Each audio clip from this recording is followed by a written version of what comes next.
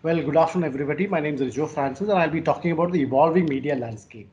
Before I really get into my presentation, I just wanted to go back to probably my initial ages in the late 70s or early 80s, and how we actually consumed content in those days. So I remember the only source of knowledge, only source of content that I could really get in were the newspapers, where which the newspaper would come in the morning, and I still remember, we used to split the 10 pages between me and my dad to read out, finish reading it in the first, maybe in the half an hour that was there.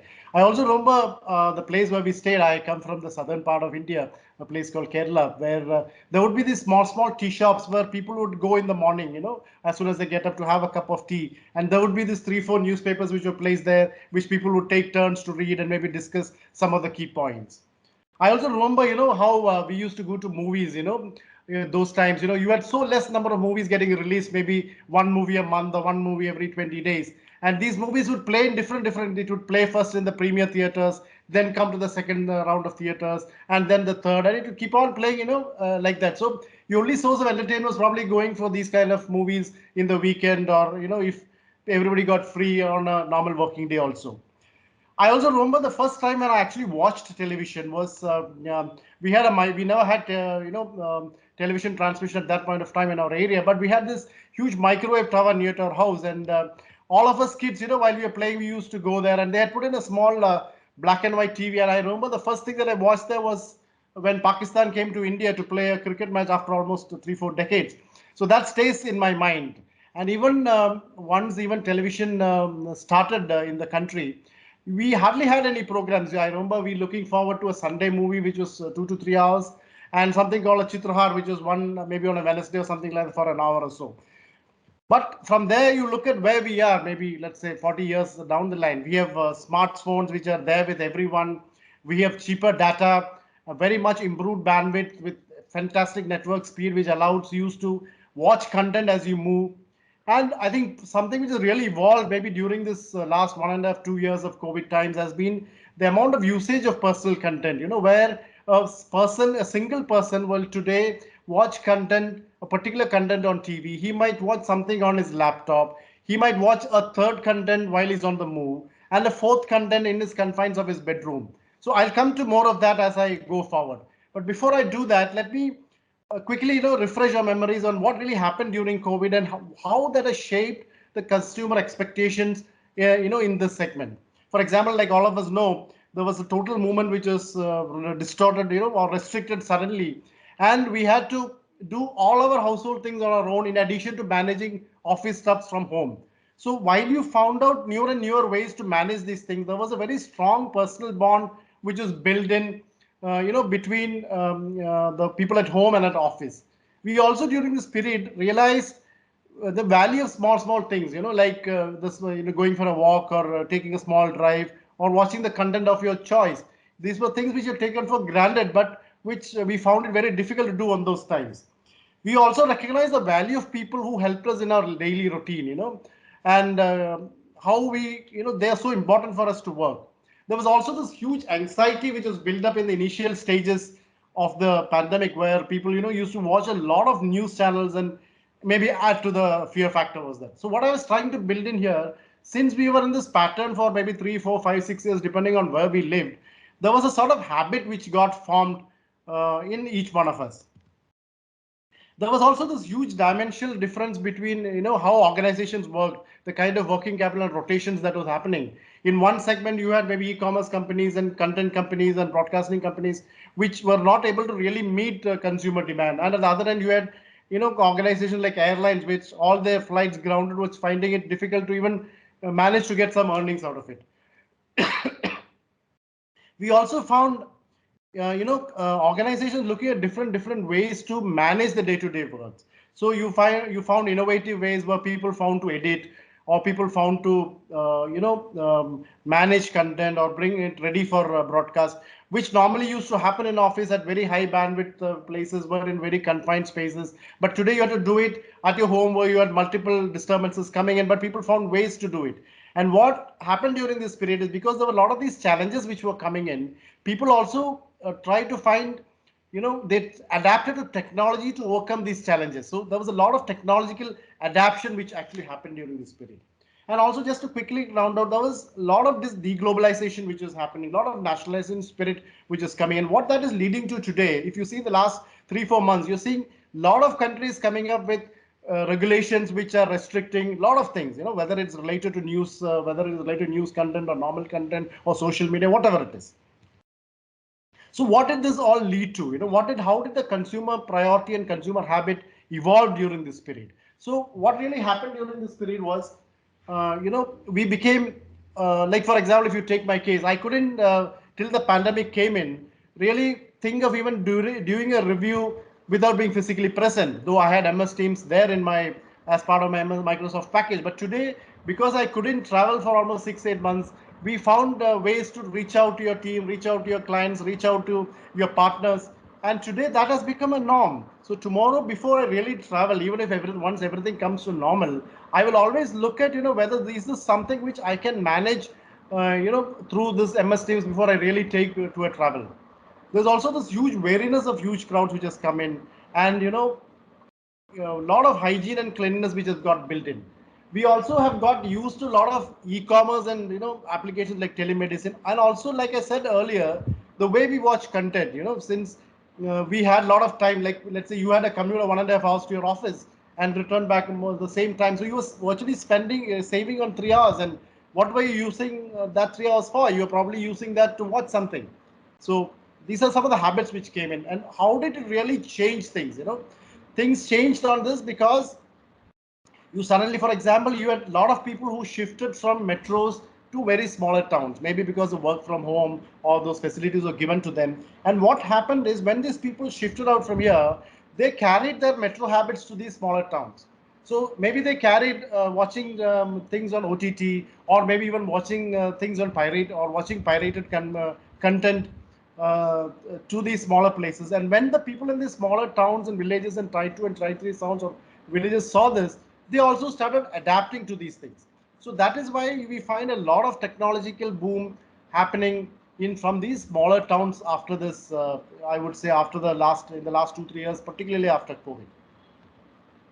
Now, how has this changed a consumer's purchasing pattern? What has happened here is a consumer started looking at value in each purchase, or in retaining, a service. Do I really need to pay so much? Do I really need this service to start off with? And do I really need to pay so much for that service? Is there any way in which I can customize these or personalize these to meet my needs? Or is there a better way in which I can bring in more value to what I'm watching, or more value to what I'm buying? So this led to a lot of shifting happening in the way a consumer was buying things, or way a consumer was subscribing to things. And how it led to changes in this, we already had OTT subscriber model, which is very strong even earlier. It picked up furthermore during this period because people had the time to watch things or watch content. So these things really picked up during this time. We had traditional players already into the digital space, and digital was already growing even earlier, but the growth has substantially picked up in the last 2 years. And when that has happened, you're finding more advertising spend coming into the digital space. And when that happens, like in all spaces, you will find more and more efficient ways in which content is produced and distributed. So coming back to where I said about how consumer habits on viewing have evolved. Now today, if you see, you will have the same consumer who will be watching a particular show along with his family on his TV. He will, while he is commuting to work, watch a particular content on mobile, which will be something totally different from what he watches at home. And when he comes back home in the evening or in the weekend, there might be a new movie which is released on one of the OTT platforms. And since he doesn't have a smart TV, he would probably watch that movie on his laptop along with his family. And he would also, in his confines of his bedroom, watch something on mobile through any OTT platform, which is probably not comfortable watching with family. So what I'm saying is, today we have a situation where consumers watch, the same consumer watch different types of content on different types of medium. And this is where the challenge will come. Unlike earlier, where we were creating content to address to a particular segment, today even one consumer has a demand for different types of content. So what this is leading to is a shift from the traditional pipeline kind of a business model. If you take a traditional pipeline business model, what used to happen is, You would have a raw material fed in at one end, and the organization or the company or whatever it is would do a lot of value addition on that, and there would be an output which would come in. What organizations used to do earlier was they used to, find ways to do this more and more efficiently. And when you do it more and more efficiently, what happens is you will be able to provide these services or provide this product to your consumers at a much better price. So when you give it at a much better price, what would happen is there would be more consumers which would come into you. And when more consumers come into you, obviously your scale becomes even better. So which would enable you to provide it at an even lower price. And this is how that whole cycle was running in. And what used to happen in this is you would have players who had got established becoming bigger and bigger. And it would be very, very difficult for a new player to break into that market and challenge the existing players. We've already seen the shift happening from a pipeline to a platform model. Let me just explain how that has happened. For example, now going back to my first example, probably the best example of an original platform was a newspaper which linked advertisers to consumers. We also had malls which linked consumers to merchants. If you see 20 years back when the internet came in, what it really did was it reduced the cost of reaching out to people, reduce the cost of creating demand. Now with a very nominal cost, you could actually reach out to a big or much wider audience. Today, when platform comes in, what it is doing is it is reducing the cost of supply. So for example, now if I'm an OTT player, let's say I'm Amazon, and I've already created my infrastructure, and I'm going into a new country, I'm coming into India, there is hardly any cost I need to add to my existing infrastructure. So the cost of supply becomes extremely low when I shift into a new platform. And what happens in these platforms? Let's say I've gone into one of these platforms and searched for a movie. Now, probably that movie is not there, but the platform understands that I have come in there and searched for this particular movie or search for this particular show or search for this particular category. And what they do is now they will try and get this category in and maybe alert this consumer. So that consumer comes in, and when you have a new segment which has been created based on what the consumer was searching for, you will have more and more people like that who are coming in. When more and more people coming in, you will have more and more choices which are coming in, more and more matches which is coming in, which is how this whole platform evolves and grows. What has also happened is you have a situation where many of these platforms have a lot of services being added. For example, if you take an Amazon, you have his e-commerce platform, you have his video, you have podcast, everything built into it. And if you're Amazon Prime member, you have access to all of these things.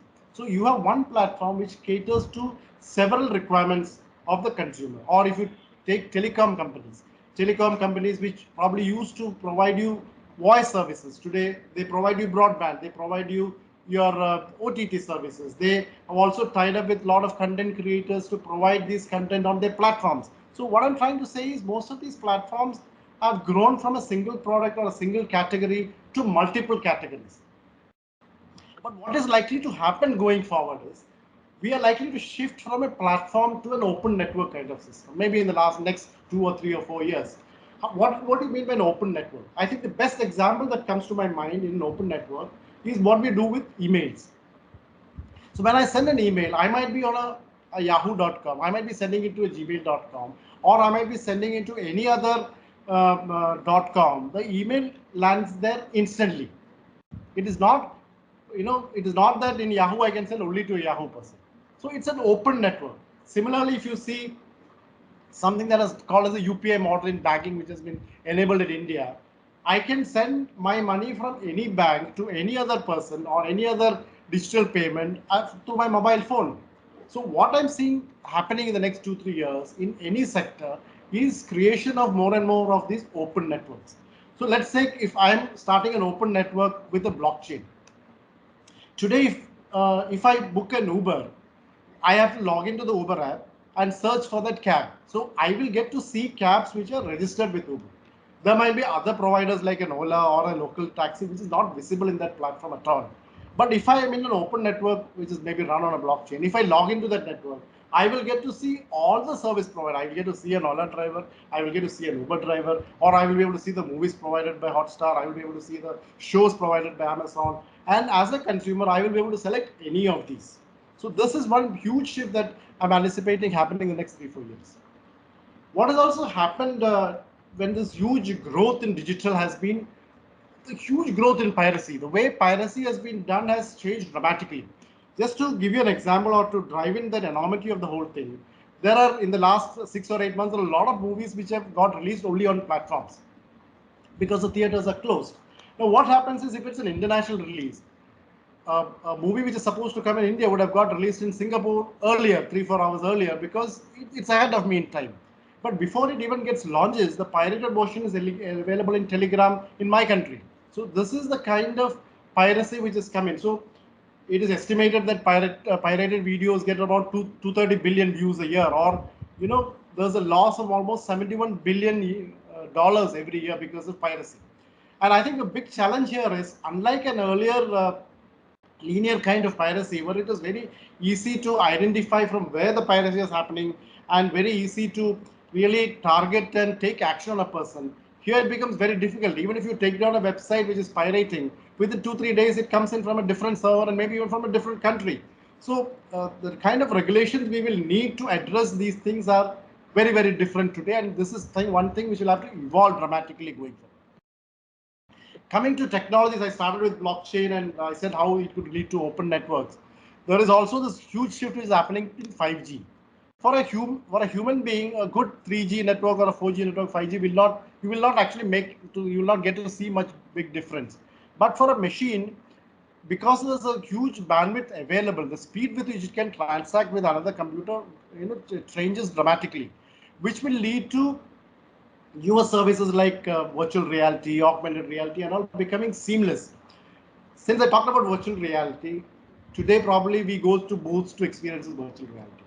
But if this 5G networks comes in, we are going to have virtual reality in our homes, where you will probably be able to experience all dimensions of what you actually experience live outside by sitting at our homes. So you might experience that you are climbing Mount Everest or running 100 meters in an Olympics by just sitting inside your home. So this is one thing which will really dramatically grow in the next few years. There is also going to be today, if you get into any website or any application, there are some cookies which are put into your computer, because of which there are ads which keep playing in the background whenever you get into all these things. Now, Google has announced that in the next 2 years, it is going to block out all third-party cookies. So this will actually block out, all the advertisers that are there and provide a lot of more strength to the person who's creating that content. We also have technologies like IoT which are coming in, where you today have news apps, you have apps which sit on your mobile phone and even understand what you're watching on TV based on the radio frequency that is coming. So IoT are things or devices where you are able to understand what is happening in the surroundings of what is happening with that particular machine by continuously monitoring what is happening. So these kind of monitoring mechanisms are first of all going to help us understand what is happening in the background and understand what the consumer really wants, and make things very easier to. Couple of things which really grew during this last 2 years after the lockdown is, one is podcast. Like I said earlier, because people had saved a lot of time which they would normally spend for commuting, they started using that for watching things like podcast. Another thing which grew during this period was, I would say, gaming, particularly in the initial time period of the lockdown, May, March 20, April 20, June 20. There was a huge growth in gaming because a lot of places there was no live content also available. You also had have huge growth in premium video on demand, where you have movies being released only digitally on demand basis, and that I think is something which is going to stay even when let's say theaters really open up. During the first 6 months or 7 months, we hardly had any live sports, and one of the categories which really picked up during this period was esports, and I think this is one category which is going to stay with us going forward. Now, one debate that has always been there is, do you have a SVOD platform or a video platform? And I think initially before COVID, it was mainly the SVOD platform, which almost all the major category people were adapting to. But like I said, because consumers started getting choosy because of various reasons that have happened during that period, and probably they wanted to get the best value for money, people were looking at even AVOD services, and because of which different organizations are looking at different, maybe a particular format can be run on an AVD method, shorter things and like that. So this is one thing which will evolve as we go forward. I would want to wind up by talking about the scarcity to abundance model, because and the best example which comes to my mind is what used to happen when we used to go for tours in our college days. I'm close to 50, so probably this is in the early 90s. So what used to happen is we never had digital cameras with us, and we would have probably carry a camera which had 24 film or a 36 film with us. So what used to happen in those times was we used to be very selective with what I'm going to shoot, because you had a restriction on the number of photos that you could take. You were very restrictive on what to take, when to take, what would be the best position to take, and things like that. But today what happens? You keep on shooting. You find anything interesting, you shoot it, you take it. It keeps adding to your data. So what has happened in this is, even like, let me go back to what I said about the way I used to consume content. You probably had 2 shows in a week which you would watch, or one movie which would get released in 20 days which you used to watch. Against now where you have content and content and content in different forms available on different platforms. So what has happened is we have shifted from a scarcity kind of model to an abundance kind of model. But what has happened is, for example, I was searching for photos for my younger daughter's birthday, and I wanted particular 4-5 photos which I knew was there somewhere, but I really couldn't locate where was there. So what I'm trying to drive in here is most of our processes, our mindset are still in the scarcity kind of model, while the entire consumer mindset has shifted into an abundance kind of model, or the way we operate has shifted to an abundance kind of model. So we will have to probably redefine our processes, redefine our mindset into this abundance kind of model. Before I conclude, I talked about some technologies which are really picked up. I think one of the biggest things that is crucial in this period is at a normal time, you will have one technology which will come in and mature and drive growth for a period of 4 or 5 years before the next technology comes. Now, if you see, you have so much of technologies which are matured at the same time. Your 5G, your blockchain, your big data, you have IoT. You have so many technologies which are mature and ready to use, and organizations, since they do not want a repeat of what happened in the 3-4 months when lockdown started, are willing to adapt these technologies to ensure that such a thing does not happen going forward. To conclude, we had a Spanish flu outbreak a century back, and we had 3 or 4 waves of those of the Spanish flu, which led to a huge number of deaths. But the good thing in that is, whoever person was able to survive became immune to it, and we were able to, give this immunity through our genes to the future generations. So we are going through a very tough time today, which is redefining our habits, redefining the way we watch content, redefining the way we do a lot of things. But I'm sure that we will come out of this, which will change the way we look at things and do at things going forward. These are my coordinates, so if anybody would love to get in touch, I'll always be available. Thank you. Thank you very much.